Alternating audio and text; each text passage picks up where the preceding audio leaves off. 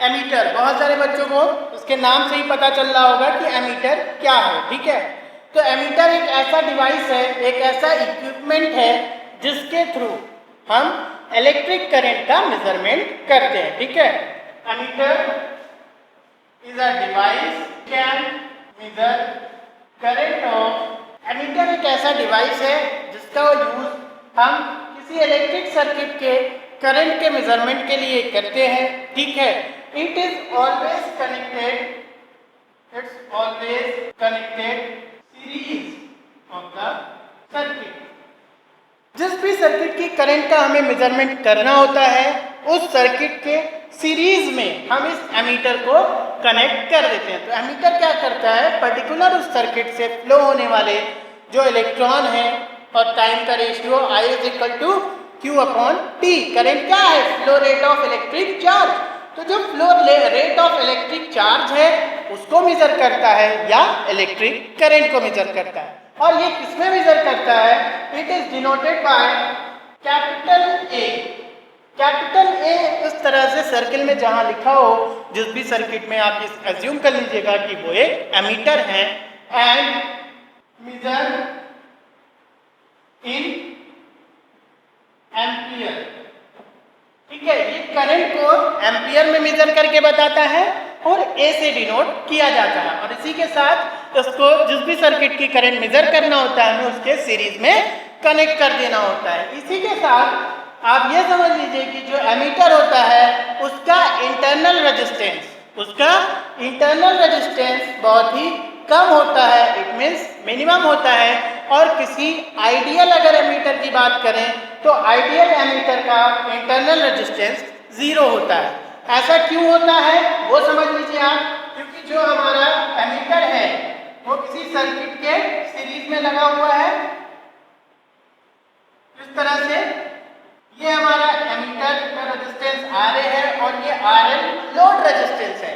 अगर इस कंडीशन में जो हमारा एमीटर है उसका रेजिस्टेंस 0 नहीं होगा या मिनिमम नहीं होगा तो यहाँ पे V is equal to IR, यहाँ पे वोल्टेज ड्रॉप होने लगेगा और एमीटर में वोल्टेज ड्रॉप होगा जिसके वजह से एमीटर की कॉइल हीट होके मेल्ट हो जाएगी और एमीटर हमारा खराब हो जाएगा और इस सर्किट को शॉर्ट सर्किट कर देगा।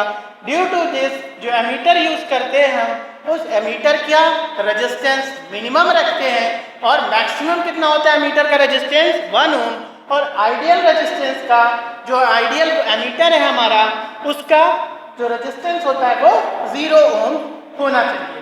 तो आपको ये पता चल गया कि एमीटर का इंटरनल रेजिस्टेंस क्या होता है। इंटरनल रेजिस्टेंस मीन्स जो एमीटर के कंस्ट्रक्शन में जो कॉइल यूज की जा रही है, मैग्नेटिक कॉइल यूज की जा रही है या जो सर्किट यूज की जा रही है उस सर्किट का जो हमारा रेजिस्टेंस है वो कितना होगा, तो वही हमारा इंटरनल रेजिस्टेंस ऑफ एमीटर कहलाएगा। तो इस एमीटर का इंटरनल रेजिस्टेंस मैक्सिमम 1 ओम होना चाहिए और आइडियल कंडीशन में 0 ओम होना चाहिए। देन सेकेंड हम बात करते हैं वोल्ट मीटर की, कि वोल्ट मीटर हमारा क्या है। वोल्ट मीटर जैसा कि आपको नाम से ही समझ में आ रहा होगा, ये वोल्ट में मेजर कर रहा होगा किसी भी क्वांटिटी को और वोल्ट में हमेशा वोल्टेज मेजर किया जाता है या potential difference. Volt meter is a device used for measurement of potential difference across in electric circuit. It means किसी सर्किट के अक्रॉस, ये हमारी कोई इलेक्ट्रिक सर्किट है, यहाँ पे लोड लगा हुआ है, यहाँ पे हमारा एमीटर लगा हुआ है, ये हमारा कोई पोटेंशियल डिफरेंस लगा हुआ है। तो इस पोटेंशियल डिफरेंस के मेजरमेंट के लिए जो डिवाइस हम यूज कर रहे हैं उसे हम बोलते हैं वोल्ट मीटर, ठीक है। तो वोल्ट मीटर क्या करता है, किसी भी सर्किट के अक्रॉस पोटेंशियल डिफरेंस या वोल्टेज को मेजर करता है। तो it is a device for measurement of potential difference across any circuit, ठीक है। और अब बात करते हैं इसके कनेक्शन की, तो इट ऑलवेज कनेक्टेड पैरेलल, ठीक है। इसका जो कनेक्शन किया जाता है, जिस सर्किट का हमें पोटेंशियल डिफरेंस मेजर करना है उसके पैरेलली या उसके अक्रॉस हम उसको कनेक्ट कर देते हैं। तो अब आपको ये कंफर्म हो गया कि एमीटर का कनेक्शन कैसे किया जाता है और वोल्ट मीटर का। अब हम बात करते हैं डिनोशन दी, तो जो डिनोट होता है वोल्टमीटर को V से मेजर कर डिनोट करते हैं, और ये जो पोटेंशियल डिफरेंस मेजर करता है या वोल्टेज को मेजर करता है वो वोल्ट में मेजर करके हमें बताता है। ठीक है, रेजिस्टेंस की बात करते हैं तो इंटरनल रेजिस्टेंस जो हमारे एमीटर का होता है वो 0 होना चाहिए, बट वोल्टमीटर का इंफिनिटी होना चाहिए। ऐसा क्यों होना चाहिए, अभी इसका भी हम आपको रीजन बताते हैं। ठीक है, कि वोल्टमीटर का इंटरनल रेजिस्टेंस इंफिनिटी क्यों होना चाहिए आइडियली, और प्रैक्टिकली ये मैक्सिमम होना चाहिए, जितना भी मैक्सिमम पॉसिबल हो। ठीक है, तो अब हम बात करते हैं कि जो हमारा वोल्टमीटर है उसका इंटरनल रेजिस्टेंस क्यों जो है ग्रेटर होना चाहिए। ठीक है, देखिए अगर हमारी कोई सर्किट है और यहाँ पे हमने एक वोल्टमीटर कनेक्ट कर दिया, इस कंडीशन में अगर हमारे वोल्टमीटर का रेजिस्टेंस इस लोड रेजिस्टेंस से, ठीक है, तो फर्स्ट कंडीशन देखिए आप देख रहे हैं RL, इट मींस जो लोड रेजिस्टेंस है वो ग्रेटर है हमारे वोल्टमीटर के रेजिस्टेंस से। सेकेंड कंडीशन में जो हमारा लोड रेजिस्टेंस है वो लेस देन है हमारे वोल्टमीटर के इंटरनल रेजिस्टेंस से। तो फर्स्ट केस में क्या होगा, फर्स्ट केस में तो हमारे लोड के लिए करंट फ्लो होगी, ठीक है, इट मींस हमारे लोड को करंट मिलेगी, इसलिए जो है हमारा लोड ऑपरेट करेगा। But in the second case में क्या होगा, जब हमारा RB जो है वो ग्रेटर हो जाएगा, इट मींस जो हमारा लोड रेजिस्टेंस है वो ग्रेटर है इस कंडीशन में RL और RB इज लेस देन, तो इस कंडीशन में हमारा जो करंट है वो RB से फ्लो होने लगेगी, इट मींस हमारे लोड पे कोई करंट नहीं जाएगी फर्स्ट कंडीशन में। और सेकेंड कंडीशन में जब हमारे RB इट मींस जो हमारा पोटेंशियल मीटर है, जो हमारा वोल्टमीटर है, वोल्टमीटर का रेजिस्टेंस हमारे लोड रेजिस्टेंस से ज़्यादा होगा, उस कंडीशन में हमारी जो करंट है वो लोड की तरफ फ्लो होगी। ऐसा इसका रीज़न क्या है, क्योंकि जो हमारा रेजिस्टेंस है या जो हमारी करंट है वो हमेशा लो रेजिस्टिव पाथ फॉलो करती है। इट मींस अगर एज्यूम कीजिए कि दो कोई पैरेलल रेजिस्टेंस लगा हुआ है, एक 2 ओम का है और दूसरा 1 ओम का है, और हमने कोई करंट पास करा यहाँ से I1, तो I1 1 ओम से भी पास हो सकती थी, 2 ओम से भी पास हो सकती थी, बट ये कहाँ से पास होगी, 1 ओम से, क्योंकि 1 ओम का रेजिस्टेंस कम है। सेम कॉन्सेप्ट यहाँ पे अप्लाई होता है कि अगर हमारे वोल्टमीटर का रेजिस्टेंस कम हो जाएगा तो सारी करंट इस वोल्टमीटर से पास हो जाएगी, हमारे लोड पे कोई करंट नहीं जाएगी। और जिस कंडीशन में हमारा वोल्टमीटर का रेजिस्टेंस ज़्यादा होगा लोड रेजिस्टेंस से, उस कंडीशन में हमारे लोड पे करंट पास होगी। तो ये बेसिक डिफरेंस था एमीटर और वोल्टमीटर का। अब देखिए आपके सिलेबस में इसका डिफरेंस है, तो हम आपको एक एक डिफरेंस डिस्क्राइब करके बताते हैं। फर्स्ट अगर हम बात करें तो difference number first, ammeter is a device which use electric current of the circuit. Ammeter का उपयोग हम किसी भी परिपथ के विद्युत धारा को मापने के लिए करते हैं, जबकि but voltmeter is used to measurement of the potential difference, for the measurement of potential difference of the circuit। जो हमारा वोल्टमीटर है उसका उपयोग हम विद्युत विभवांतर के मापन के लिए करते हैं। सेकेंड, ये जो हमारा एमीटर होता है it is always connected to the in series of the circuit, but voltmeter always connected parallel या अक्रॉस टू द सर्किट। जो हमारा एमीटर है उसको हम हमेशा सर्किट के श्रेणी क्रम में या सीरीज में कनेक्ट करते हैं, जबकि जो हमारा वोल्टमीटर है उसको हम सर्किट के पैरेलली कनेक्ट या समांतर में कनेक्ट करते हैं। थर्ड वन कि जो हमारा एमीटर है वो ए से डिनोट किया जाता है, सिंबॉलिक फॉर्म है, और जबकि वोल्टमीटर का हमारे सिंबॉलिक फॉर्म वी है। ये हमारा नेक्स्ट फोर्थ जो हमारा डिफरेंस है वो ये है कि एमीटर जो है वो रीडिंग को एम्पियर में मेजर करता है, जबकि हमारा वोल्टमीटर वोल्ट में मेजर करता है। नेक्स्ट क्या है, जो हमारे एमीटर का इंटरनल रेजिस्टेंस होता है वो 0 होना चाहिए और आइडियली, और जबकि वोल्टमीटर का जो हमारे रेजिस्टेंस इंटरनल रेजिस्टेंस होना चाहिए वो इन्फिनिटी होना चाहिए। ठीक है, जो हमारे एमीटर की रेंज होती है वो कम होती है कंपेयर टू द वोल्टमीटर। तो ये हमारे कुछ बेसिक डिफरेंसेस थे एमीटर और वोल्टमीटर के बीच में। अब हम नेक्स्ट टॉपिक की बात करते हैं जो हमारा मूविंग आयरन टाइप के इंस्ट्रूमेंट है और मूविंग कॉइल टाइप के इंस्ट्रूमेंट। अब आपको ये दो टॉपिक्स के बारे में पता है। तो बच्चों अब हम स्टार्ट करते हैं अपना second topic, moving iron type instrument. ठीक है, देखिए आपको दो तरह के इंस्ट्रूमेंट के बारे में पढ़ना है यहाँ पे। First moving iron type instrument, second moving coil type instrument. ठीक है, तो पहले हम समझते हैं कि मूविंग आयरन टाइप इंस्ट्रूमेंट क्या है और इसको क्यों हम मूविंग आयरन टाइप इंस्ट्रूमेंट कह रहे हैं। ठीक है, देखिए मूविंग आयरन का मतलब है, बताते हैं आपको, यहाँ पे जैसे हमारा एक पॉइंटर लगा हुआ है, ठीक है, तो इस पॉइंटर के साथ यहाँ पे आयरन का मटेरियल लगा हुआ है, करेक्ट। ठीक है, तो इस मूविंग आयरन टाइप के इंस्ट्रूमेंट में, ठीक है, तो ये हमारा मूविंग आयरन टाइप इंस्ट्रूमेंट का एक बेसिक स्ट्रक्चर कह लीजिए हमने ड्रॉ किया है। तो उसमें क्या है, एक पॉइंटर रिप्रेजेंट किया गया है, आयरन लगा हुआ है और सप्लाई से एक कॉइल लगाई गई है। ठीक है, तो यहाँ पे बेसिक जो है वो मूविंग आयरन इंस्ट्रूमेंट हम इसलिए कह रहे हैं, देखिए यहाँ पे जो हमारा मैग्नेटिक सिस्टम है वो फिक्स है, इट मीन्स वो स्टेबल है, वो रेस्ट कंडीशन में है। उस मैग्नेटिक सिस्टम में या इलेक्ट्रिकल सिस्टम में किसी भी तरह का कोई मूवमेंट नहीं हो रहा है।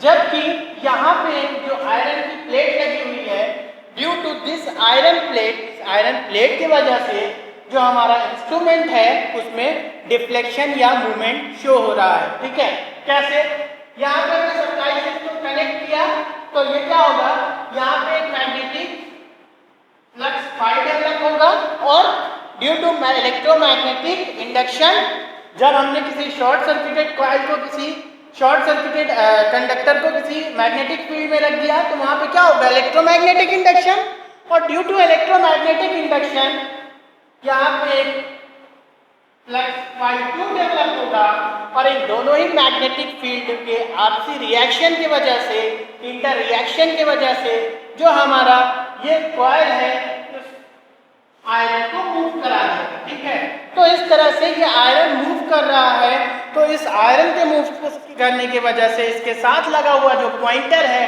वो भी मूव कर रहा है।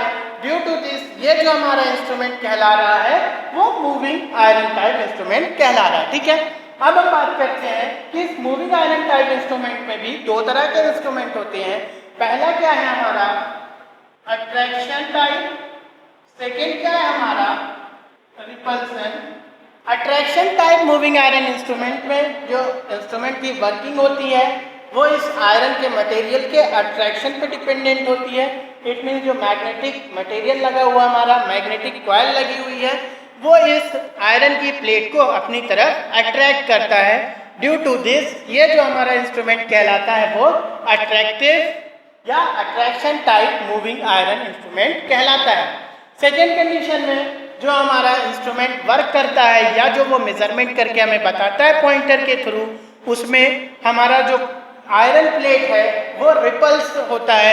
इट मीन्स जो मैग्नेटिक कॉइल है वो उस आयरन की प्लेट को रिपल्स करती है, ठीक है, डिफ्लेक्ट करती है। ड्यू टू दिस जो हमारा वर्किंग हो जाता है रिपल्सन की वजह से, जो भी इंस्ट्रूमेंट हमें मेजर करके बता रहा है मूविंग आयरन इंस्ट्रूमेंट, वो हमारा repulsion type moving iron instrument कहलाता है। ठीक है, तो आपने फर्स्ट ये समझ लिया कि मूविंग आयरन इंस्ट्रूमेंट क्या है, और उसके बाद आपने ये देखा कि ये दो तरह के होते हैं, attraction type moving iron instrument and repulsion type moving iron instrument. तो हमें यहाँ अट्रैक्शन और रिपल्सन टाइप पढ़ना है, तो अब हम बात करते हैं attraction type moving iron instrument.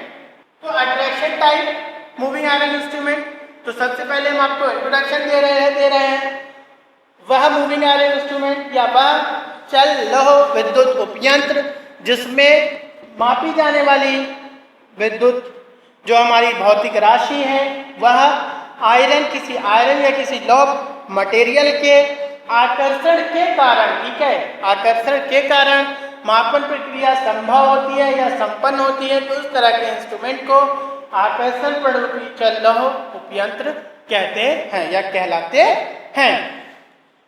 तो अब हम बात करते हैं इसके कंस्ट्रक्शन की। तो कंस्ट्रक्शन देखिए, ये जो है हमारा attraction type moving iron instrument का कंस्ट्रक्शन आपने देखा। इसमें देखिए एक पॉइंटर लगा हुआ है, स्प्रिंग कंट्रोल सिस्टम का यूज किया जा रहा है, उसके साथ आयरन प्लेट लगी हुई है पॉइंटर के साथ, और उस यहाँ पे एक अस्थाई जो है स्टेबल मैग्नेटिक कॉइल लगा हुआ है। ठीक है, तो इस तरह से हमारा ये जो हमारा अट्रैक्टिव टाइप या attraction type moving iron instrument है, इसका कंस्ट्रक्शन है। ठीक है, तो इसके कंस्ट्रक्शन को आप समझ लीजिए। इस तरह के उपयंत्र की संरचना करने के लिए एक अस्थाई चुंबकीय कॉइल या कुंडली की आवश्यकता होती है।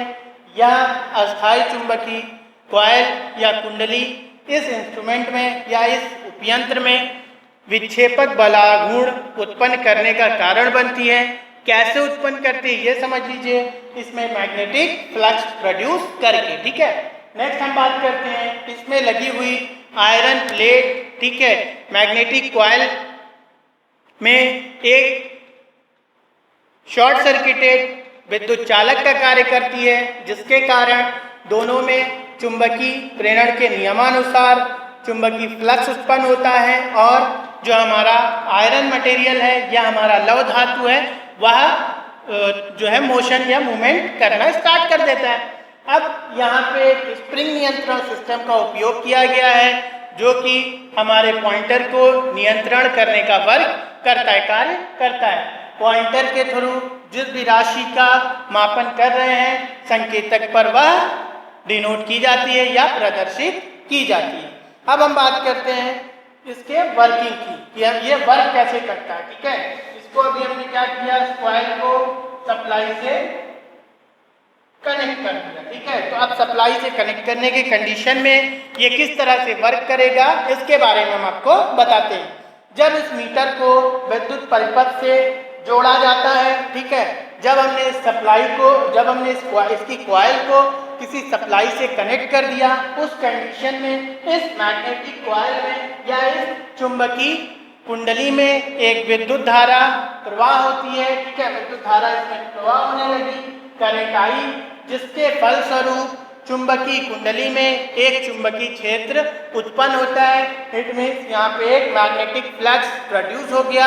इस चुंबकीय क्षेत्र के उत्पन्न होने के कारण, ठीक है, जो यहाँ पे लौह पदार्थ, ठीक है, लौह पदार्थ एक चुंबकीय क्षेत्र में रखे हुए, ठीक है, विद्युत चालक का कार्य करता है, तथा फैराडे के विद्युत चुंबकीय प्रेरण के नियमानुसार इस आयरन के प्लेट पे या धात्विक पदार्थ पे, धात्विक डिस्क पे एक बल कार्य करता है। उस बल के वजह से जो बल के कार्य करने के फलस्वरूप जो हमारा संकेतक है वह डिफ्लेक्ट होता है या विक्षेपित होता है, जिसके कारण हम जिस भी राशि का मापन करना चाहते हैं उसको मेजरमेंट कर लेते, उसका मापन संपन्न कर पाते हैं। ठीक है, तो इस तरह से हमारा जो मूविंग आयरन इंस्ट्रूमेंट है अट्रैक्टिव टाइप, उसका आपने वर्किंग देखा। ठीक है, अब अगर हम रिपल्सिव टाइप की बात करेंगे तो हम रिपल्सिव टाइप का फिगर बनाते हैं, आप इसको समझिए। ठीक है, repulsive type moving iron instrument. तो देखिए ये कंस्ट्रक्शन कंप्लीट हो गया है हमारे repulsive type moving iron instrument का। ठीक है, इसमें देखिए आप थोड़ा सा बेसिक फंडामेंटल चेंज किया गया है। यहाँ पे एक सर्कुलर कॉइल का यूज किया गया है जो मैग्नेटिक फील्ड प्रोड्यूस करेगी।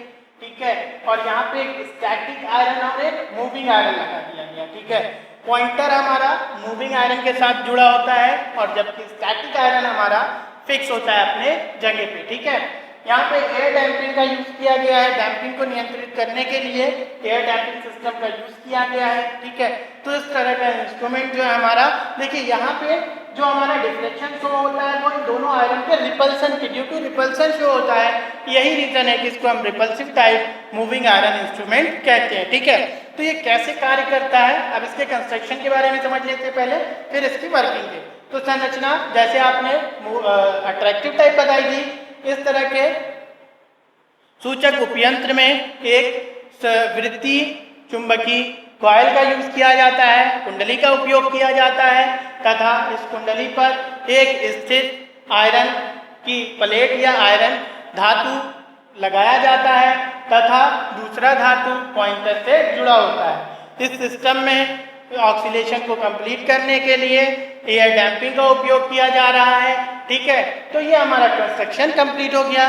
ठीक है, अब इसकी वर्किंग की बात करें, जब हम इस उपयंत्र को सप्लाई से संयोजित करते हैं तो सर्कुलर कॉइल में चुंबकीय क्षेत्र उत्पन्न होता है। इट मीन जो वृत्तीय हमारी कुंडली है इसमें एक चुंबकीय क्षेत्र उत्पन्न होता है तथा यहाँ इन दोनों ही जो दो स्टैटिक तथा मूविंग आयरन या स्थित एवं चलित आयरन धातु जो यूज उपयोग किए जा रहे हैं, इन दोनों में रिपल्सिव फोर्स विकर्षण बल कार्य करता है, जिसके कारण ये दोनों आपस में रिपल्स होते हैं, विकर्षित होते हैं और फलस्वरूप मूविंग आयरन इट मीन्स चलित जो हमारा धातु है उससे लगा हुआ पॉइंटर या संकेतक हमारा मूव करता है और फलस्वरूप संकेतक पर हमें मापी जाने वाली राशि का परिमाण ज्ञात हो जाता है। तो ये हमारा एक मूविंग आयरन इंस्ट्रूमेंट का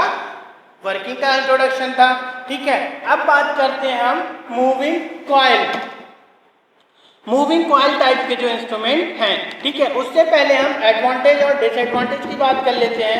ठीक है, जो हमारे मूविंग आयरन टाइप इंस्ट्रूमेंट के एडवांटेज हैं, लाभ क्या है और हानियां क्या क्या है। तो पहली अगर बात करें तो मूविंग आयरन इंस्ट्रूमेंट जो होते हैं वो सस्ते होते हैं। ठीक है, मूविंग आयरन इंस्ट्रूमेंट सस्ते होते हैं। सेकेंड क्या है कि मूविंग आयरन इंस्ट्रूमेंट जो होते हैं वो एसी और डीसी दोनों पे ही एक समान रूप से वर्क करते हैं। जैसे ये एसी पे वर्क करते हैं एज वेल एज वो डीसी सप्लाई पे भी वर्क कर सकते हैं। ठीक है, इसमें जो डिफ्लेक्शन है, ठीक है, वो ज्यादा होता है। ठीक है, थर्ड क्या बात करें हम, मैक्सिमम डिफ्लेक्शन होता है। देन हम बात करते हैं जो हमारा फोर्थ पॉइंट है, ये ओवरलोड को जो है इजीली कंट्रोल कर सकते हैं क्योंकि ओवरलोड कैपेसिटी ज्यादा होती है। ठीक है, इनका उपयोग हम जो है प्रयोगशालाओं में तथा औद्योगिक क्षेत्रों में आसानी से सुविधाजनक विधि द्वारा किया जा सकता है। इसमें इसका यूज जो है वो बहुत ही सिंपल और आसान है। अब हम बात करते हैं नेक्स्ट इसके हानियां क्या क्या है। ठीक है, तो इसकी हानि ये है कि इसमें कैलिब्रेटेड स्केल जो एक समान स्केल है वो प्राप्त नहीं की जा सकती है। इट मीन रिपल्सिव टाइप में स्केल राइट साइड से तो अट्रैक्टिव टाइप में लेफ्ट साइड से, मतलब इसकी जो स्केल है वो समरूप नहीं होती है। ठीक है, इसमें पावर का लॉस ज्यादा होता है, अट्रैक्शन और रिपल्शन की वजह से इसमें पावर लॉस ज्यादा हो जाता है। ठीक है, नेक्स्ट हम बात करते हैं, यहाँ पे सिस्टम बहुत ज्यादा यूज किया जा रहा है ड्यू टू इसमें लॉस जो होता है हमारा जो एरर होता है, एरर होने की संभावनाएं अधिक होती है। तो इस तरह से आपने moving iron type instrument complete किया। अब हम बात करते हैं मूविंग कॉइल टाइप इंस्ट्रूमेंट की। तो बच्चों अब हम बात करते हैं अपने नेक्स्ट टॉपिक की, मूविंग कॉइल इंस्ट्रूमेंट। ठीक है, चल कुंडली उपयंत्र। ठीक है, मूविंग कॉइल इंस्ट्रूमेंट्स क्या होते हैं पहले ये समझ लीजिए।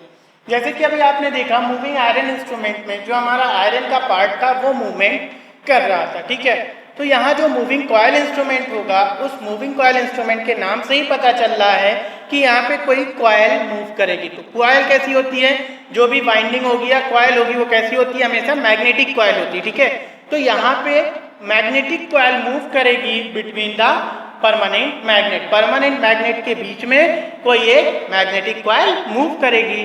ड्यू टू दिस इस तरह के इंस्ट्रूमेंट को हम मूविंग कॉइल इंस्ट्रूमेंट कहते हैं। ठीक है, इसे और भी एक नाम से जानते हैं हम permanent magnet type instrument, PMMC.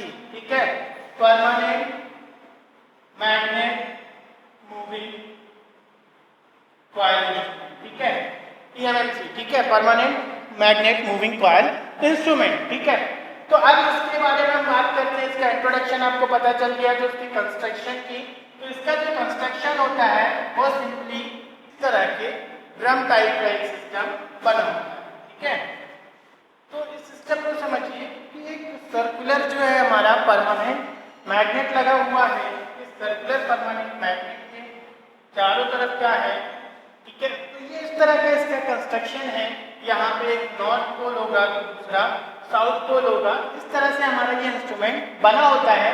इस इंस्ट्रूमेंट में एक परमानेंट मैग्नेट, यहाँ पे देखिए एक नॉर्थ और एक साउथ पोल का इस तरह से ड्रम टाइप का मैग्नेट लगा होता है इसके इस सर्कुलर कॉइल के सराउंडिंग में। ठीक है, तो ये सर्कुलर कॉइल इस तरह से सराउंडिंग में रखी होती है और इस सर्कुलर कॉइल के ऊपर इस पार्ट में पॉइंटर लगा होता है और बॉटम और टॉप में ही हमारा स्प्रिंग कंट्रोल सिस्टम लगा होता है, ठीक है। और इस सर्कुलर सिलेंडर के चारों तरफ क्या होती है, कॉइल की बाइंडिंग कर दी जाती है और ये क्या है, कॉइल मूवमेंट करती है ड्रम के साथ साथ। तो इस तरह का सिस्टम जो है हमारा मूविंग कॉइल इंस्ट्रूमेंट कहलाता है, permanent magnet moving coil instrument कहलाता है, ठीक है। तो अब इसके कंस्ट्रक्शन की बात करते हैं। तो इस तरह के इंस्ट्रूमेंट के संरचना में एक परमानेंट मैग्नेट या जो हमारा परमानेंट इलेक्ट्रोमैग्नेट है उस परमानेंट मैग्नेट का यूज किया जाता है तथा परमानेंट मैग्नेट के बीच में एक फ्री जो है फ्री कॉइल का यूज किया जाता है जो कि कॉइल परमानेंट मैग्नेट के बीच में जो है गति कर सके, मोशन कर सके तथा इस सर्कुलर कॉइल के टॉप पे एक पॉइंटर लगा होता है और बॉटम में स्प्रिंग कंट्रोल सिस्टम का जो है संरचना किया जाता है। तो इस तरह का जो अरेंजमेंट है हमारा, यही मूविंग कॉइल इंस्ट्रूमेंट कहलाता है, ठीक है। अब इसके वर्किंग की बात करेंगे। जिस कंडीशन में हम इसके कॉइल को या इसके टर्मिनल को सप्लाई से कनेक्ट कर देते हैं तो एक जो ड्रम टाइप कॉइल है या हमारी सर्कुलर जो कॉइल है उस कॉइल में विद्युत धारा प्रवाहित होती है। धारा प्रवाह के कारण इस कॉइल में एक चुंबकीय क्षेत्र उत्पन्न होता है तथा यह एक विद्युत चुंबक की भांति व्यवहार करती है। इस विद्युत चुंबक तथा परमानेंट चुंबक या अस्थायी चुंबक के चुंबकीय क्षेत्र के आपसी प्रक्रिया के कारण जो हमारा ये ड्रम लगा हुआ है या जो हमारा इलेक्ट्रोमैग्नेट है, इस इलेक्ट्रोमैग्नेट पर एक बल कार्य करता है, फोर्स वर्क करता है और ये हमारा इलेक्ट्रोमैग्नेट मूव कर जाता है और जिस भी फिजिकल क्वांटिटी को, करंट को, पोटेंशियल डिफरेंस को, फ्रीक्वेंसी को हमें मेजर करना है वो इस कैलिब्रेटेड स्केल पे शो हो जाता है। तो ये हमारा permanent magnet type moving coil instrument था। अब हम बात करते हैं इस इंस्ट्रूमेंट के लाभ एवं हानियां की। तो इसका ये जो इंस्ट्रूमेंट होता है ये सिर्फ और सिर्फ 270 डिग्री, ठीक है। इसके एडवांटेजेस की हम बात करते हैं तो ये 270 डिग्री का जो हमें मूवमेंट देता है। इट मीन इसके थ्रू हम 270 डिग्री का रोटेशन पॉइंटर पे एक्वायर कर सकते हैं। सेकेंड पॉइंट की अगर बात करें हम तो ये जो है हमारा इसमें मूविंग कॉइल इंस्ट्रूमेंट में हमारे पावर का लॉस बहुत ही कम होता है। कम क्यों होता है ये समझिए। यहाँ पे डायरेक्टली जो हमारा इलेक्ट्रोमैग्नेट है वो प्रोड्यूस हो रहा है, ठीक है। पावर का लॉस ड्यू टू कम हो रहा है, ठीक है। इसकी जो रेंज है, ठीक है, परास जिसको बोलते हैं वो भी ज़्यादा होती है, ठीक है। और इसमें हिस्टैरिसीस लॉस नहीं होता है, ठीक है। डिसएडवांटेजेस क्या है, इस तरह के इंस्ट्रूमेंट का उपयोग सिर्फ और सिर्फ डीसी सप्लाई के लिए किया जा सकता है क्योंकि एसी सप्लाई में पॉइंटर मूव नहीं करेगा, ठीक है। रिजल्टेंट मैग्नेटिक फील्ड जीरो हो जाएगी due to this. AC supply में permanent magnet coil instrument work नहीं करेगा, ठीक है। तो इसमें जो है अस्थायी चुंबक जो लगा होता है वह एक फिक्स टाइम के बाद उसकी जो चुंबकशीलता है वो कम हो जाती है, अर्थात इस जो हमारा ये जो इंस्ट्रूमेंट है इसकी लाइफ साइकिल बहुत ही कम होती है, ठीक है। तो ये हमारा एक इंट्रोडक्शन था मूविंग कॉइल और मूविंग आयरन टाइप इंस्ट्रूमेंट्स का, ठीक है। अब हम बात करते हैं एरर की कि जो हमारे इन इंस्ट्रूमेंट्स में एरर आता है, इट मीन्स जो मापन में त्रुटियां हैं, उन त्रुटियों के बारे में बात करेंगे कि कितनी तरह की त्रुटि हो सकती है और कौन कौन सी बेसिकली जो त्रुटि है इसमें हमको देखने को मिलती है। तो बच्चों अब हम बात करते हैं एरर्स की, जो भी हमारे मेजरमेंट में त्रुटि है, मापन में त्रुटि, एरर्स इन मेजरमेंट, ठीक है। जो भी हम मेजर कर रहे हैं वो चाहे मूविंग कॉइल इंस्ट्रूमेंट के थ्रू हो, मूविंग आयरन इंस्ट्रूमेंट के थ्रू हो, पोटेंशियल डिफरेंस हो, इलेक्ट्रिक करंट हो, फ्रीक्वेंसी हो, उसमें जो त्रुटि है, इट मीन्स एरर है हमारे मेजरमेंट में, वो किस तरह से हो सकता है। तो अगर फर्स्ट हम बात करें जो हमारा मेन एरर है, फर्स्ट एरर ये हो सकता है कि जो हमारी त्रुटि है वो इंस्ट्रूमेंट के थ्रू, इंस्ट्रूमेंट एरर। अब इसको देखिए कैसे होगा। जब हम इंस्ट्रूमेंट का कंस्ट्रक्शन कर रहे थे, मैन्युफैक्चरिंग कर रहे थे, तो उस कंस्ट्रक्शन या मैन्युफैक्चरिंग के टाइम पे उस इंस्ट्रूमेंट के कैलिब्रेशन में, इट मीन्स अंशांकन में या तुलना करने में, ठीक है, कॉइल के टर्न को लगाने में, ठीक है, कुछ एरर हो गया, कोई फॉल्ट हो गई, तो वो fault due to this type of fault जो हमारा इंस्ट्रूमेंट के मेजरमेंट में एरर हो रहा है, वो एरर इंस्ट्रूमेंट एरर कहलाता है। इट मीन्स ये जो स्केल है, मेन जो है इसमें जो हमारा कैलिब्रेशन है, अंशांकन स्केल में अगर त्रुटि है तो उस तरह का जो एरर है वो इंस्ट्रूमेंट एरर में आएगा, ठीक है। सेकंड है इन्वायरमेंटल एरर, ठीक है, इन्वायरमेंटल एरर। इन्वायरमेंटल एरर में क्या है, जो हमारा देखिए इन्वायरमेंट चेंज हो रहा है, ठीक है, कभी गर्मी का दिन है, कभी सर्दी का दिन है, तो आपको ये पता है कि एक्सट्रैक्शन होता है और अट्रैक्शन होता है, ठीक है, कोहेसिव और एडहेसिव फोर्स वर्क करता है इंस्ट्रूमेंट में जो भी मटेरियल यूज हो रहे हैं उसमें। तो ठंडियों के दिनों में जो आयरन के मटेरियल होते हैं वो हमारे कॉन्सेंट्रिक हो जाते हैं, ठीक है, और गर्मी के दिनों में एक्सपैंड हो जाते हैं, ठीक है। तो अब एक्सपेंशन और कॉन्ट्रैक्शन की वजह से जो एरर हमारे इंस्ट्रूमेंट में क्रिएट हो रहा है वो हमारा इन्वायरमेंटल एरर कहलाता है या इन्वायरमेंटल एरर कहलाता है। सेकेंड है रूपांतरण, ठीक है, ट्रांसलेशनल एरर, ठीक है। तो अब देखिए ये ट्रांसलेशनल एरर क्या है, अगर कोई इंस्ट्रूमेंट है, मूविंग कॉइल हो या मूविंग आयरन इंस्ट्रूमेंट हो, उसको हमने एक फिक्स टाइम के लिए रख दिया है और ये इंस्ट्रूमेंट हमारा काफ़ी लंबे समय के लिए रखा हुआ है, उपयोग में नहीं आ रहा है और उसमें कुछ ना कुछ एरर क्रिएट हो गया है अब ऑटोमेटिकली, तो इस तरह के एरर को हम ट्रांसलेशनल एरर कहते हैं, ठीक है। सेकेंड जो है वो है नेक्स्ट ट्रांसमिशन एरर। तो ट्रांसमिशन एरर का मतलब है कि इस तरह के एरर में, ट्रांसमिशन एरर में क्या हो रहा है, जो हमारी इलेक्ट्रिक सप्लाई है, एज्यूम कीजिए वोल्टेज है या करंट है, ठीक है, उसमें जो चार्ज है या जो हमारी सप्लाई है वो कंप्लीटली इंस्ट्रूमेंट तक नहीं पहुंच पा रही है, तो इस तरह के जो भी एरर है हमारे वो ट्रांसमिशन एरर में आएंगे, ठीक है। तो इस तरह से आपने देखा जो हमारा वोल्टमीटर और एमीटर यूनिट सेकेंड थी वो कंप्लीट हो गई है। इसमें आपने पढ़ा जो हमारा वोल्टमीटर होता है, एमीटर होता है, उसका इंट्रोडक्शन, वर्किंग, उसमें difference, moving coil instrument, moving iron instrument, advantage of moving coil instrument, disadvantage of moving coil instrument, advantage of moving iron instrument, disadvantage of moving iron instrument, error in electrical measuring instrument. तो thank you बच्चों, ये आपका second unit यहाँ पे complete.